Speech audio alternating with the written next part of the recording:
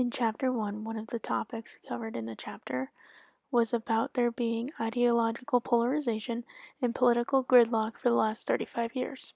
The section goes on to explain the differences between conservatives, libertarians, and liberals, and it also goes on to examine different types of liberals and conservatives. Alright, let's move on to conservatives.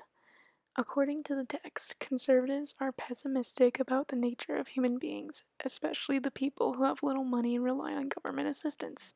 They believe that social programs corrupt the people using the programs and that the programs will take away someone's motivation to go get a job. The text also goes on to talk about the religious right, who make up a large part of the conservative movement. This part of the movement believes in restricting abortion, censoring pornographic works of literature, making certain drugs illegal, and think that prayer should be allowed in school.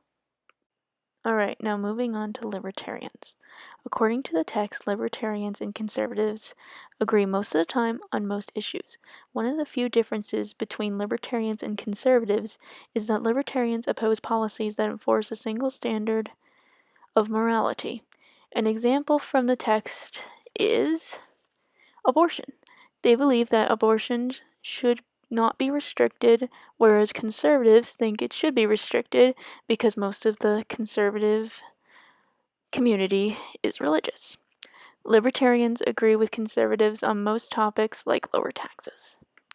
The last party that the text talks about is liberals. Liberals believe that capitalism produces inequality among individuals. They also believe that capitalists victimize people. An example of this would be banks that practice fraudulentity. Liberals also believe in civil rights for people of color, disabled people, and women. The text also goes on to say that just like conservatives, there are also different types of liberals. There are stalwart liberals and traditional liberals. Stalwart liberals believe in a welfare state that is expansive, that equalizes opportunity and decreases economic inequality.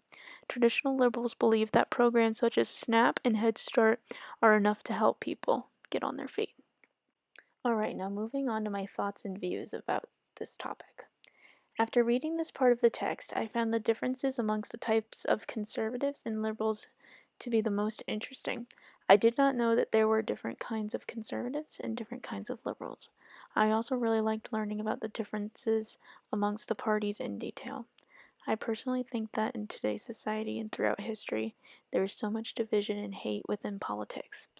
I think having a difference in opinion is great and we should respect each other's opinions, but I just feel like in America, there is such a division and ugliness from activists on both sides of the political ideology scale. I feel like Americans should be taught to have respect for each other regardless of what you believe politically. And to tie this in with being a future social worker, you should serve your clients with respect regardless of their political beliefs. I feel like politics is something that should help us as Americans learn to respect one another, not drive us apart.